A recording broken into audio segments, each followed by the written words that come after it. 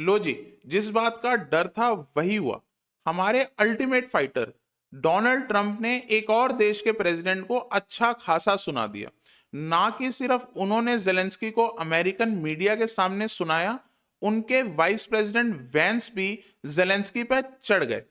पर यह सब हुआ क्या, और सबसे इंपॉर्टेंट हुआ क्यों? आइए जानते हैं इस वीडियो में। मेरा नाम है Raj and this is geopolitics magnified.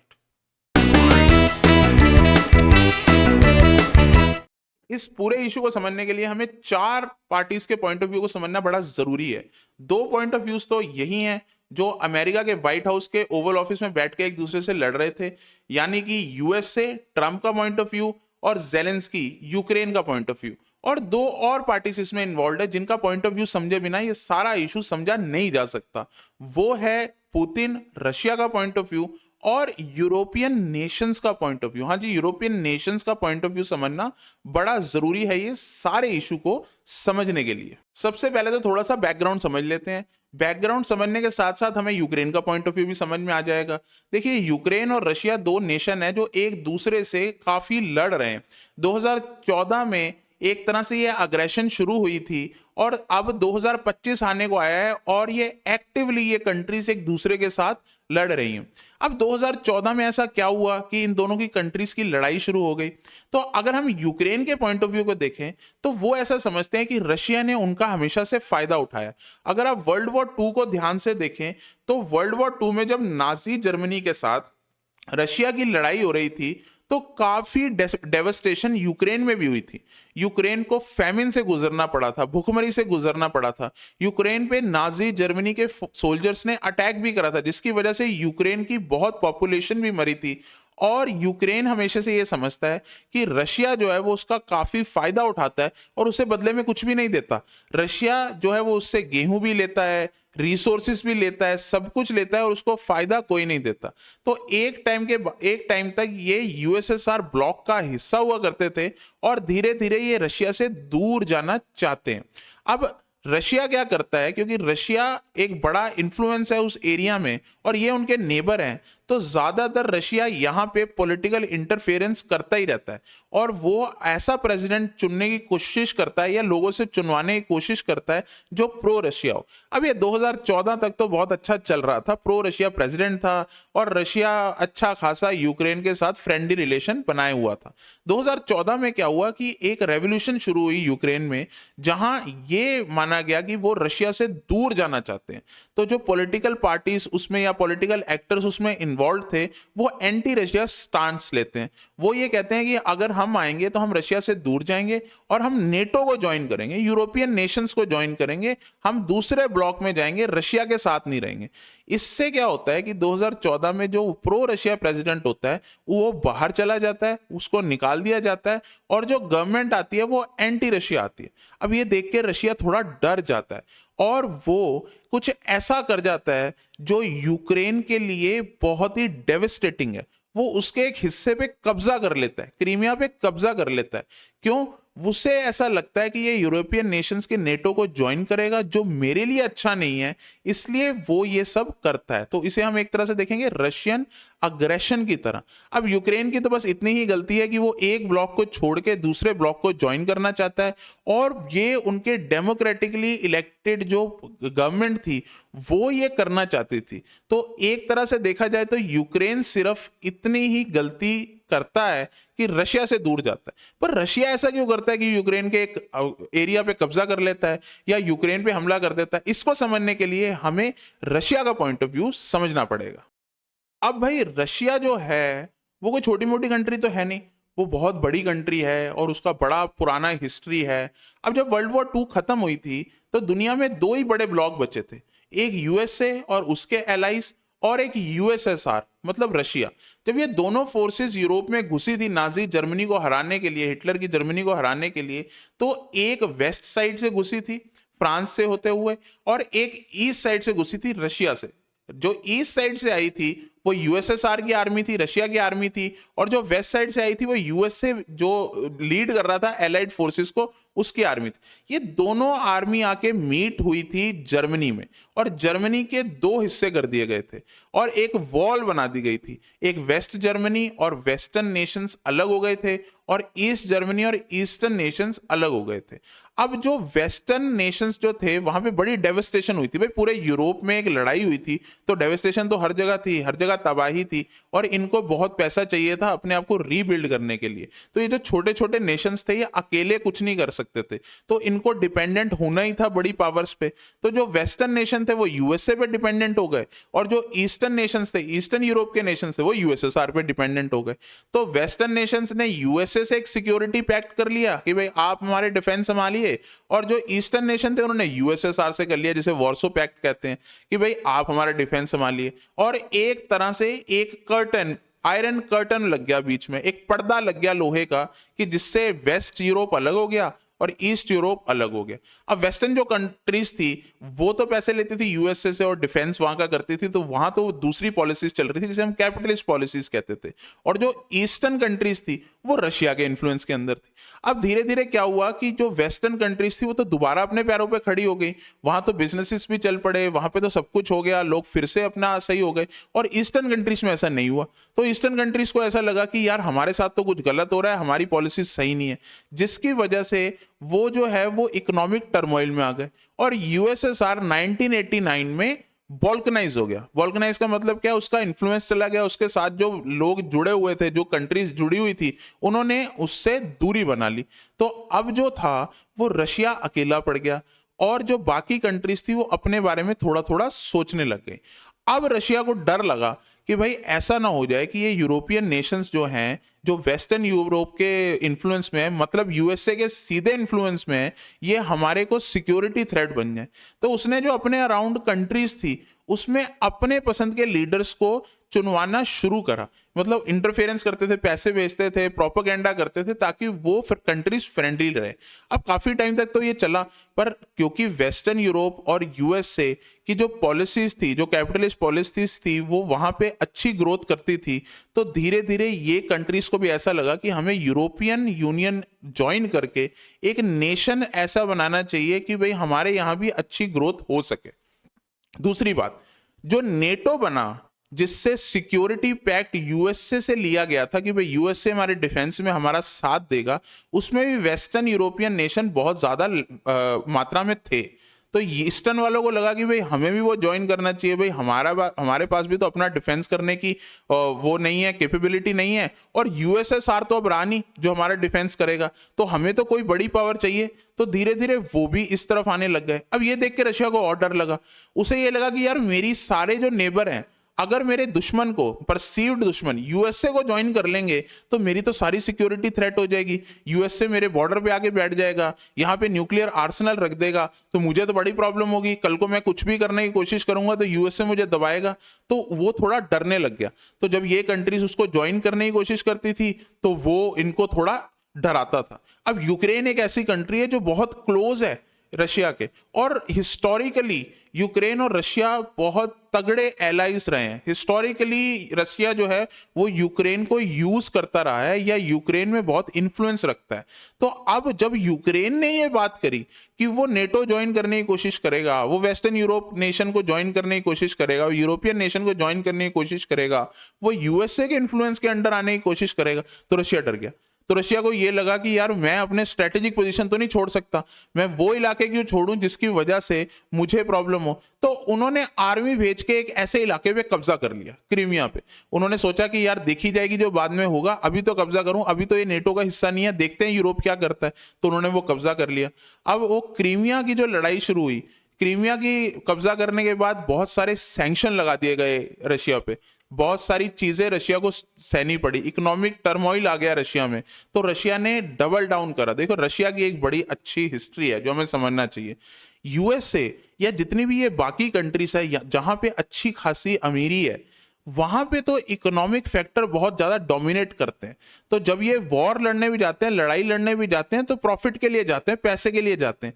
तो अगर पैसा बनना बंद हो जाता है किसी लड़ाई में, तो वो लड़ाई से बाहर आ जाते हैं। वियतनाम जाते हैं तो जब तक इन्फ्लुएंस सही चल रहा है तब तक तो ठीक है, और अगर पीछे थोड़ा सा प्रॉब्लम आने लग गई तो उस लड़ाई को छोड़ देंगे। अफगानिस्तान जाएंगे वही वहां होगा, इराक जाएंगे वही वहां होगा। तो ये जो कंट्रीज हैं इकोनॉमिकली बड़ा हिल जाती हैं तो ये वहां से छोड़ देती हैं। रशिया को देखो आदत है, रशिया जो भी लड़ाई में जाता है उसे पता है हमें इकोनॉमिकली प्रॉब्लम होगी ही होगी, हमारी कंट्री ही ऐसी है कि हमें हार्डशिप्स से गुजरना ही पड़ेगा। और कम्युनिस्ट बैकग्राउंड है तो हार्डशिप्स कोई नई बात नहीं है वहां की पब्लिक के लिए, उनके लिए ये कॉमन है। तो उनको इकोनॉमिक सैंक्शन से डराना इतना आसान नहीं है। जब जब हिस्ट्री में रशिया पे मुसीबत आई है, रशिया ने डबल डाउन ही करा है, रशिया डरा नहीं है किसी से। रशिया ने वर्ल्ड वॉर 2 में जब नाजी जर्मनी ने रशिया पे हमला करा तो बहुत डेवेस्टेशन आई रशिया में, पर फिर भी रशिया डरा नहीं। रशिया ने फिर से फोर्सेस जो है वो भेजी और लड़ता रहा और आखिरी में नाजी जर्मनी को हरा दिया। रशिया कभी हार मानने वालों में से नहीं है, तो इस बार भी वो नहीं डरा इकोनॉमिक सैंक्शन से, उसने जो करना था वो करा।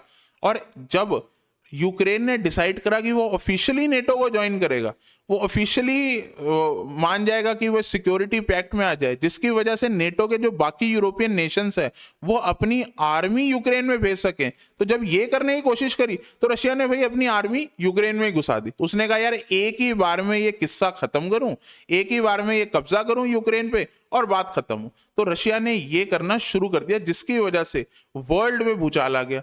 वर्ल्ड में ऐसा हुआ कि भाई यार ये कैसे हो गया कि भाई यूरोप में एक कंट्री दूसरी कंट्री पे हमला ही कर गई, आर्मी भेज दी। ये तो वर्ल्ड वॉर 2 में आखिरी बार हुआ था, ये तो अनप्रेसिडेंटेड है। तो सारा यूरोप डर गया कि यार इससे कोई कॉन्फ्लिक्ट बढ़ ना जाए, और दुनिया में भी इन्फ्लेशन आ गई क्योंकि ज्यादातर गेहूं जो है यूक्रेन से आता है, तो और इकोनॉमिक सैंक्शंस भी लगी हुई थी, तो बहुत ज्यादा प्रॉब्लम शुरू हो गई दुनिया में। तो जो रशिया यूक्रेन वॉर चल रही है, एक्टिवली चल रही है 3-4 साल से, हालांकि 2014 से शुरू हुई है, पर एक्टिवली जो 3-4 साल से चल रही है उससे दुनिया में बड़ा प्रॉब्लम आई है।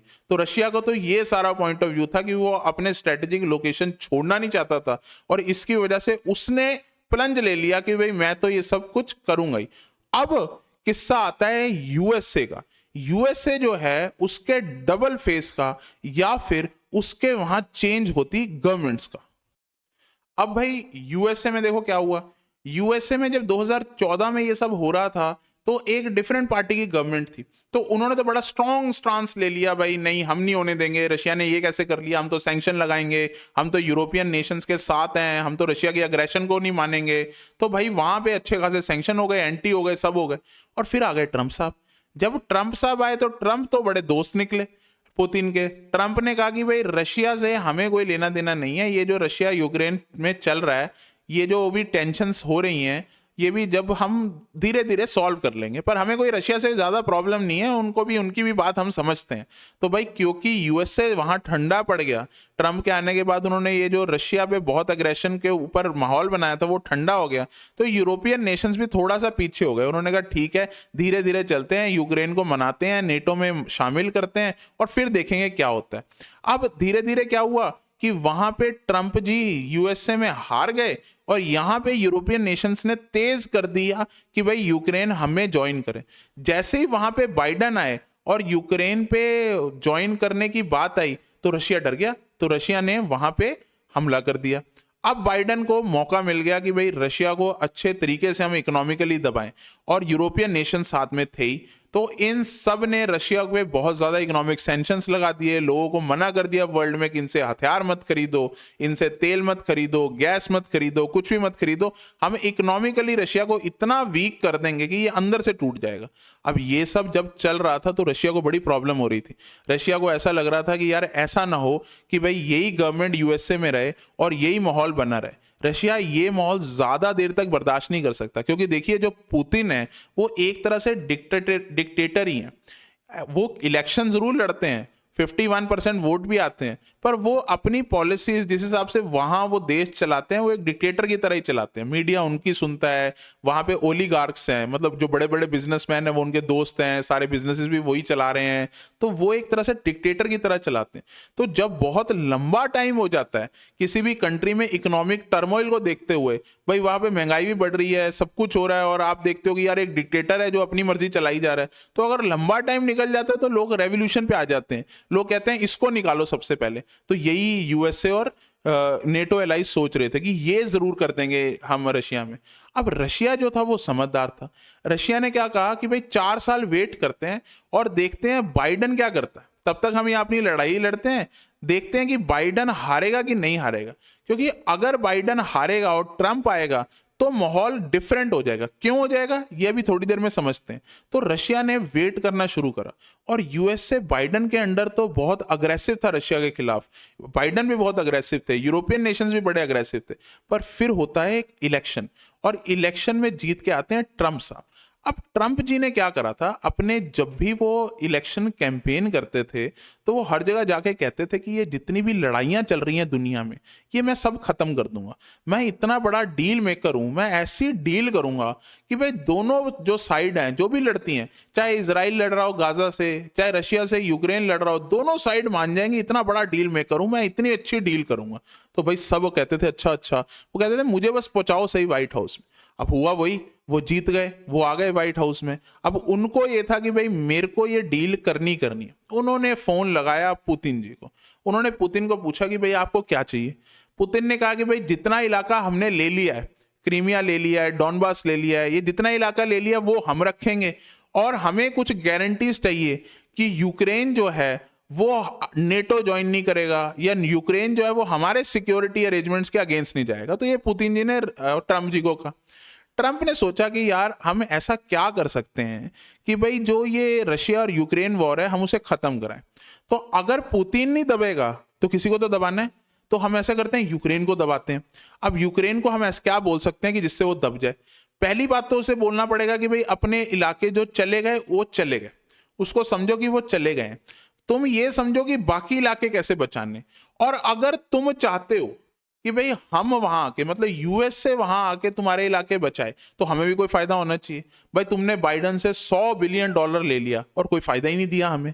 तो ट्रंप जी ने जेलेंस्की को कहा कि देखो सिंपल बात है, अगर तुम्हें चाहिए कि हम तुम्हें बचाएं तो तुम्हें हमें मिनरल्स देने पड़ेंगे, तुम्हें हमें बहुत सारी चीजें जो तुम्हारे कंट्री में उगती हैं वो देनी पड़ेगी, और सिर्फ उसके अगेंस्ट में हम ये कहेंगे कि हम तुम्हें बचा के रखेंगे, तुम्हें कोई प्रॉब्लम नहीं आने देंगे। अब इस पे जेलेंस्की ने कहा भाई ठीक है, हम ऐसे करते हैं मिनरल डील कर लेते हैं, तुम हमारे मिनरल्स खरीदो, मतलब हमारी तुम्हारी कंपनी हमारे मिनरल्स खरीदे, हम मान जाएंगे, पर हमें गारंटी चाहिए, हमें ये गारंटी चाहिए कि भाई पुतिन हम पे दोबारा हमला नहीं करेगा। अब वो गारंटी कैसे आ सकती है? वो गारंटी सिर्फ इस बात से आ सकती है कि जो यूक्रेन है वो नेटो ज्वाइन करे। अगर यूक्रेन नेटो ज्वाइन कर लेगा तो नेटो के पैक्ट के अंडर आ जाएगा। इससे फर्क क्या पड़ेगा कि भाई नेटो में एक पैक्ट है कि अगर एक देश पे भी हमला होगा तो मतलब सारे नेटो देशों पे हमला हुआ है, सब उसमें कूदेंगे। तो जर्मनी कूदेगा, फ्रांस कूदेगा, यूके कूदेगा। तो जेलेंस्की ने कहा कि ऐसा कर लो कि आप जो है नेटो से हमें ज्वाइन करवा दो। इस बात पे ट्रंप जी नहीं माने क्योंकि इस बात पे पुतिन नहीं मान रहा। तो ट्रंप ने कहा कि भाई ये नहीं होगा, पर आपको हम पैक्ट जरूर देंगे। हम पुतिन से बात कर ली हमने, पुतिन कह रहा है कि भाई इससे आगे वो नहीं बढ़ेगा, वो यहीं पे सीज फायर कर देगा, ये जो जितने इलाके ले लिए हैं यहीं पे मान जाएगा, उसके आगे आपके नहीं बढ़ेगा, पर वो नेटो नहीं ज्वाइन करने देगा। हाँ आप अपनी गवर्नमेंट चलाओ, जिस हिसाब से भी रहो, आपने जिसने फ्रेंडली रिलेशन रखने रखो, जिससे एंटी रिलेशन रखने रखो, पर नेटो नहीं ज्वाइन करने देगा। अब जेलेंस्की जी सोच रहे हैं कि यार मेरे को मिला क्या, मेरा आधा जो कंट्री है वो रशिया लेके बैठा है, मेरे जो मिनरल्स वगैरह हैं, जो रॉ मटेरियल्स हैं वो यूएसए लेके बैठ जाएगा, और ये भी कोई भरोसा नहीं है कि 5 साल बाद गवर्नमेंट चेंज हो जाएगी तो पुतिन वापस नहीं आ जाएगा मेरी कंट्री में, तो मुझे क्या मिला। तो भाई जेलेंस्की जी जो है वो इधर उधर घूम रहे हैं, सबसे प्लीड कर रहे हैं कि भाई मुझे और कुछ नहीं तो सिक्योरिटी गारंटीज तो दे दो, मुझे किसी तरीके से ये तो ज्वाइन करवा दो नेटो, या फिर मेरी कंट्री को इतनी गारंटी दे दो कि पुतिन वापस नहीं आएगा, कुछ तो करवाओ। तो अब वो ये भी कह रहे हैं कि भाई यार और नहीं तो कम से कम इतना ही करवा दो, इतना ही करवा दो कि भाई पुतिन से कोई ऐसा मुआयदा साइन करा दो, कोई ऐसी डील साइन करा दो कि अगर वो आज के बाद अग्रेशन करेगा तो उसको ये नुकसान होगा। अब ये सब कराना बड़ा मुश्किल है क्योंकि पुतिन के पास सारे कार्ड्स हैं, वो बड़ी कंट्री है, उसके इकोनॉमिक सैंक्शन भी लगा दी, सब कुछ लगा दिया, तब भी उसको कोई फर्क नहीं पड़ा। और अब तो उसके फ्रेंडली गवर्नमेंट, ट्रंप जो है वो पुतिन से फ्रेंडली है, फ्रेंडली गवर्नमेंट यूएसए की व्हाइट हाउस में, तो उसको क्या टेंशन है, वो तो कोई चेंज नहीं करेगा। तो उसने कहा भाई मैं कुछ नहीं चेंज कर रहा, तुम देखो तुम क्या करना चाहते हो। अब ट्रंप जी ने सीधी बात करी, उन्होंने जेलेंस्की का हाथ मरोड़ना शुरू कर दिया। उन्होंने सबसे पहले प्रेस कॉन्फ्रेंस करके कहा कि जेलेंस्की डिक्टेटर है, जेलेंस्की जो है वो चुना नहीं गया, जेलेंस्की जो है वो एवरेज कॉमेडियन था, जेलेंस्की मान नहीं रहा, जेलेंस्की पीस नहीं लेना चाहता, जेलेंस्की कुछ भी नहीं सुनता। तो उन्होंने थोड़ा सा अपनी स्ट्रॉन्ग पॉस्चरिंग करनी शुरू कर दी। स्ट्रॉन्ग पॉस्चरिंग नेगोशिएशन में मतलब ये होता है कि बड़ी चीज दिखाओ, बड़ा डर दिखाओ, बिल्कुल ही दूसरे को गिरा दो, और ताकि वो टेबल पे आ जाए और आपकी छोटी मोटी बात मान ले। अब जेलेंस्की भी ये करना चाहता था, तो जेलेंस्की ने कहा कि भाई ऐसा है, मैं किसी की कोई बात नहीं मानूंगा, पुतिन ने जो मेरे इलाके दिया वो भी वापस करे। तो अब उसने कहा मैं ये व्हाइट हाउस जाके ट्रंप से ये बात करूंगा। अब ये वो जेलेंस्की व्हाइट हाउस आए, ट्रंप और उनके बीच में थोड़ी सी मीटिंग हुई है। उस मीटिंग में ट्रंप ने उनको मिनरल डील साइन करने को कहा। जेलेंस्की ने कहा मैं ये डील तब साइन करूंगा जब पुतिन जो है मेरे इलाके वापस कर देगा या मुझे सिक्योरिटी गारंटी देगा कि भाई वो दोबारा यहां नहीं आएगा।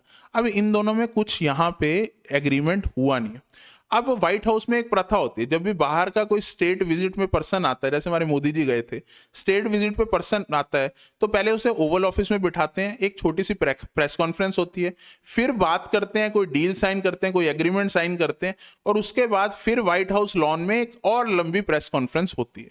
तो ये जो पहली प्रेस कॉन्फ्रेंस थी उसमें उन्होंने बिठाया जेलेंस्की जी को और जर्नलिस्टों का क्वेश्चन पूछो। अब देखो ट्रंप यहां क्या करना चाहता था।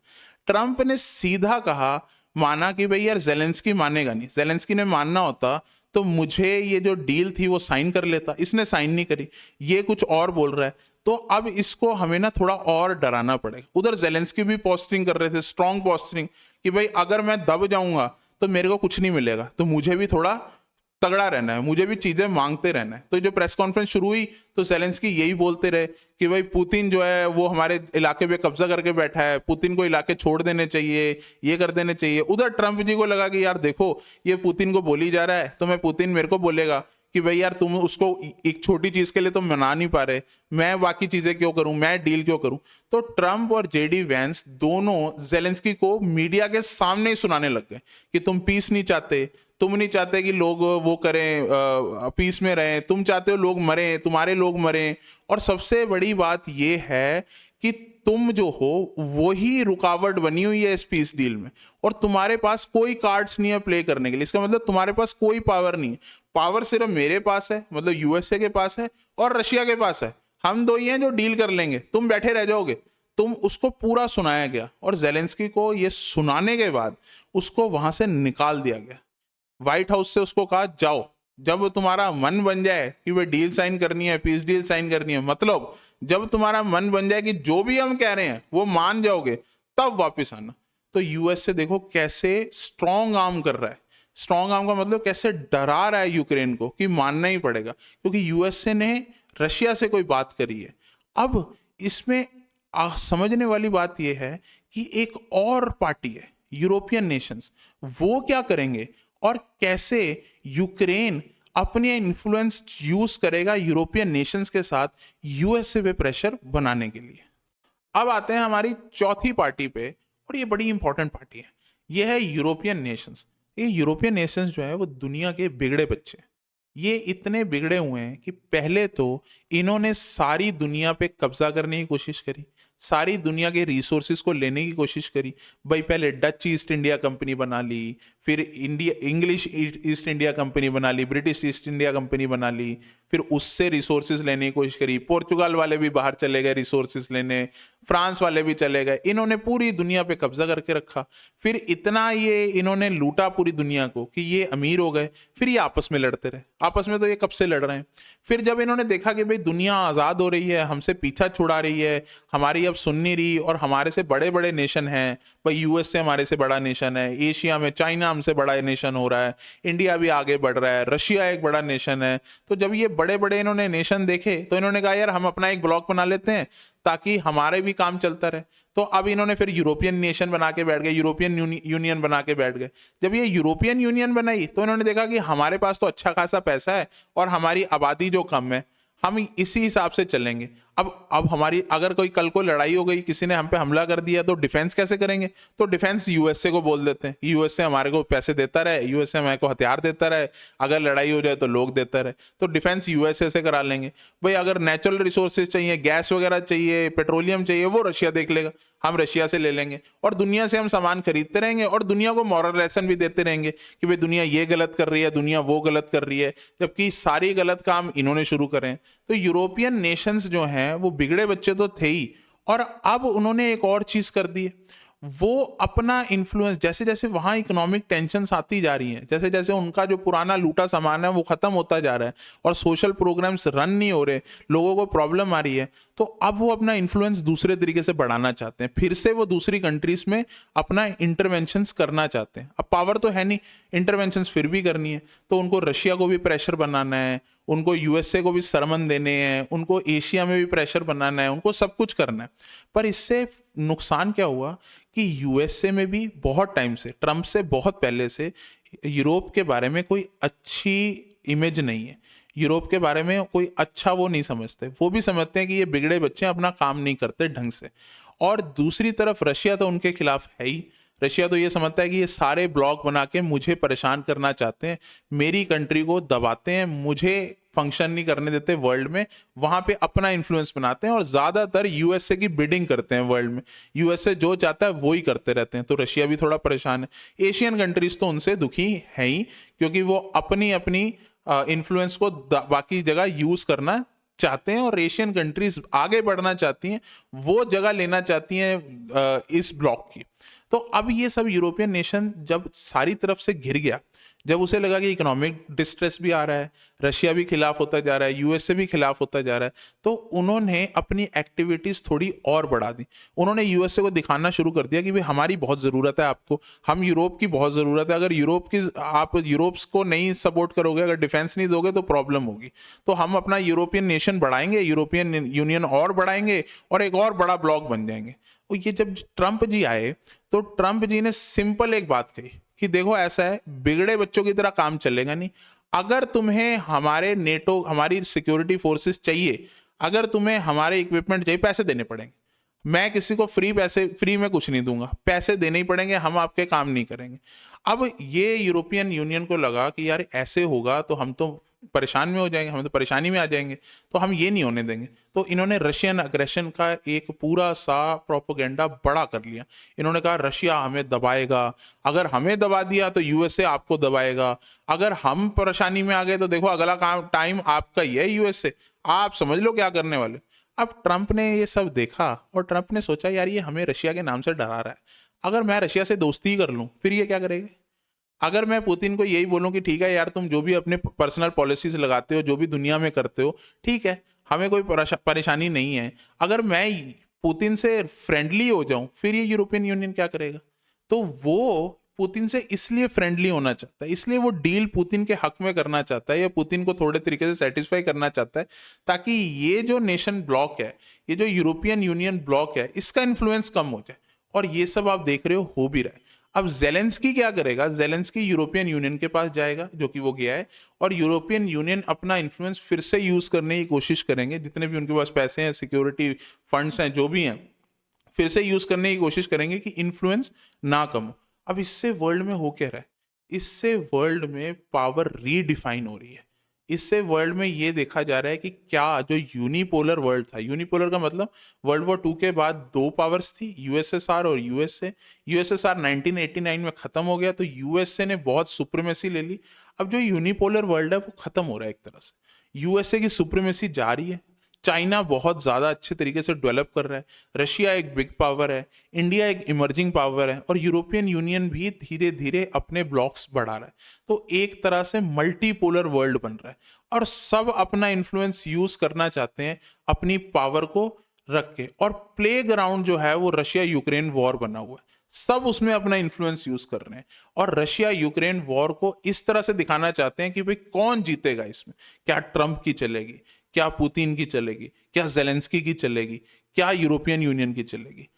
और समझने वाली आखिरी बात यह है कि आखिर फ्यूचर में हो क्या सकता है और क्यों यूएसए एक बहुत बड़ी गलती कर रहा है। देखिए बात सही है कि अगर ट्रंप सीधा रशिया से ही बात कर लेता है, तो सारा इन्फ्लुएंस जो है वो ट्रंप और रशिया के बीच में हो जाएगा। तो मल्टीपोलर जो वर्ल्ड बन रहा है वो फिर से भी बाईपोलर रह सकता है। भाई एक तरफ रशिया चाइना रह सकते हैं और एक तरफ यूएसए रह सकता है, बाकी सब एलआईसी होंगे इन दोनों बड़ी पावर्स के। पर गलती क्या ट्रंप कर रहा है? ट्रंप जो फ्रेंडली होके रशिया को वॉक दे रहा है, फ्रेंडली होके रशिया की सारी बात मान रहा है, उससे प्रॉब्लम यूएसए को ज्यादा होगी यूरोपियन यूनियन से। देखो यूरोपियन यूनियन तो एक ब्लॉक है, वो तो अपना वर्ल्ड सुप्रीमेसी बहुत पहले ही खो चुके हैं, वो तो जिस हिसाब से भी चल रहे हैं उस हिसाब से चलते रहेंगे। वो किसी ना किसी के एलाई तो रहेंगे ही, नहीं तो आपस में एक ब्लॉक बना के किसी तरीके से अपना काम चलाएंगे। यूएसए और रशिया की प्रॉब्लम क्या है कि ये जिस हिसाब से कंट्रीज चलाते हैं वो बड़ी सिमिलर है। यूएसए में भी एक मिलिट्री इंडस्ट्रियल कॉम्प्लेक्स है, ये दुनिया को हथियार बेचता है जिसकी वजह से वहां पे अच्छा खासा पैसा बनता है, और रशिया भी ये करता है। रशिया भी दुनिया को काफी हथियार बेचता है जिसकी वजह से वहां पैसा बनता है। यूएसए तेल पे भी कब्जा करना चाहता है, जो नेचुरल रिसोर्सेज, जो ऑयल रिजर्व्स दुनिया में है वहां भी इन्फ्लुएंस रखना चाहता है, ताकि वो वर्ल्ड के रिसोर्सेज पे इन्फ्लुएंस रखे। रशिया भी ये करना चाहता है, रशिया के पास भी बहुत तेल है, वो भी नेचुरल रिसोर्सेज पे कब्जा रखना चाहता है ताकि वर्ल्ड में इन्फ्लुएंस रखे। दूसरी बात, ये इंपीरियलिस्ट पावर्स हैं। इंपीरियलिस्ट पावर्स का मतलब क्या होता है? ये बाउंड्रीज के अंदर रहना पसंद नहीं करते। इनकी कंट्रीज चलती ही तब है जब ये अपनी बाउंड्री टाप के वर्ल्ड में डोमिनेट करें। अब वर्ल्ड में जब आप डोमिनेट करने की कोशिश करेंगे, तो अगर दूसरी पावर्स आपके खिलाफ रहेंगी तो आपको प्रॉब्लम होगी ही होगी। तो आप अपने एनिमी से, एनिमी वर्ल्ड में जियोपॉलिटिक्स में एनिमी वही होता है जो आपके इंटरेस्ट से अलाइन ना होता हो।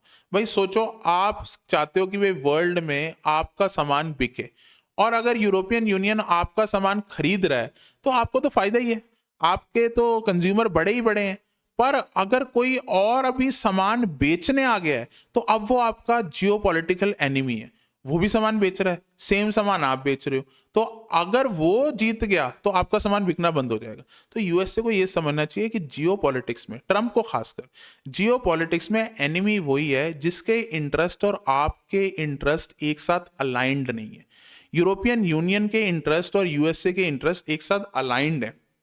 इंडिया के इंटरेस्ट और यूएसए के इंटरेस्ट एक साथ अलाइन हो रहे हैं। यूएसए बेचता है, इंडिया खरीदता है। यूएसए भी थोड़ा चाइना से compete कर रहा है, इंडिया भी चाइना से थोड़ा अग्रेसिवली तो नहीं पर एंटी तो थोड़ा है ही, और compete करने की कोशिश कर रहा है। तो यूएसए और इंडिया के जो इंटरेस्ट है वो अलाइंड है, पर यूएसए और चाइना के इंटरेस्ट अलाइंड नहीं है। चाइना भी दुनिया को सामान बेचना चाहता है, यूएसए भी बेचना चाहता है। चाइना भी अपना इन्फ्लुएंस बढ़ाना चाहता है तो यूएसए भी बढ़ाना चाहता है। तो ये जियोपॉलिटिकल एनिमी है। और रशिया भी ऐसा ही है, रशिया भी वही सब करना चाहता है जो यूएसए करना चाहता है, तो जियोपॉलिटिकल एनिमी है। तो अगर जेलेंस्की को सब चीजें मना ली जाती हैं और पुतिन की रशिया की सारी बातें मान ली जाती हैं, तो एक तरह से आप अपने एनिमी को वॉक ओवर दे रहे हो। आप अपने एनिमी को कह रहे हो कि हाँ, जो भी तुम करना चाहते हो करो। आप यूरोपियन यूनियन को हराना चाहते हो, हराओ। आप वर्ल्ड में इन्फ्लुएंस बनाना चाहते हो, बनाओ। जबकि इससे पहले बहुत प्रेशर में है रशिया, बहुत अच्छे प्रेशर में है, जिसकी वजह से इकोनॉमिक सैंक्शंस लगे हुए हैं और यूएसए को वर्ल्ड अच्छा खासा बहुत बढ़िया तरीके से सामान बेच पा रहा है यूएसए। अब अगर ट्रंप पुतिन की बात सारी मान लेता है तो यूएसए का सीधा सीधा नुकसान है। तो इसका क्या मतलब है कि ट्रंप पुतिन की बात नहीं मानेगा? नहीं, ट्रंप पुतिन की बात मानेगा, क्योंकि ट्रंप एक बिजनेसमैन है। ट्रंप ये समझता है कि डील ज्यादा इंपॉर्टेंट है, किसके हक में कोई फर्क नहीं पड़ता, वो डील करेगा और फिर अपनी डोमेस्टिक पॉलिटिक्स में ये दिखाएगा कि देखो मैंने डील बना दी, मैंने वॉर रुकवा दी। अब यही सब ट्रंप की पॉलिटिक्स है। ट्रंप को ज्यादातर अपने बाउंड्रीज के अंदर क्या हो रहा है उससे ही फर्क पड़ता है। उसे ये फर्क पड़ता है कि मैं जीत रहा हूं नहीं जीत रहा, उससे ये फर्क पड़ता है कि जो उसके लोग हैं वो उसको ऐसे देख रहे हैं वर्ल्ड लीडर की तरह या नहीं देख रहे। और उसका मानना यह है कि वर्ल्ड लीडर तभी उसको देखेंगे जब वो डील बनवा देगा, वर्ल्ड लीडर तभी उसको देखेंगे जब वो जेलेंस्की को ओवल ऑफिस में सुना देगा, वर्ल्ड लीडर उसको तभी देखेंगे जब वो सारी बात जो वो कहता है वो अपना प्रोपेगेंडा के थ्रू बताएगा कि वो कर चुका है, और इससे वो डोमेस्टिक पॉलिटिक्स में स्ट्रांग बना रहेगा। चाहे ग्लोबली यूएस का इन्फ्लुएंस घटी जाए, चाहे ग्लोबली यूएस को फर्क पड़ी जाए, चाहे उसके बाद उसके यूएस की इकोनॉमी को फर्क पड़े, उससे उसको कोई फर्क नहीं पड़ता है। अब आखिर में होगा क्या? फ्यूचर क्या है? फ्यूचर यही है कि यूएसए का डिक्लाइन शुरू हो रहा है। यूएसए डिक्लाइन करेगा, डोमेस्टिकली जैसा मर्जी करे, वर्ल्ड में डिक्लाइन करेगा। यूरोपियन यूनियन जहां है वहीं बना रहेगा। रशिया वर्ल्ड में राइज करने की कोशिश करेगा, और रशिया चाइना का अच्छा खासा ब्लॉक बनेगा। तो जो ग्लोबल साउथ की इंडिया बात करता है वो बनना जरूरी है, बट उसको लीड रशिया चाइना ही करेंगे।